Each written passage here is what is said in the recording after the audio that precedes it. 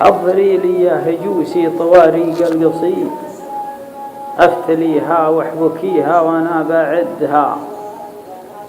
لا بدعنا الشعر ماح نجيب إلا الفريد، ننحت صخور الشعر والجبال نهدها.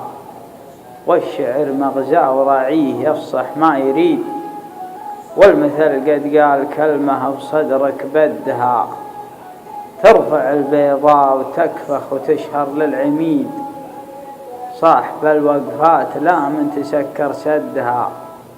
يا فهد يا بن حطيب ارخذ العلم الوكيد، رتبتك كفولها وانت والله قدها.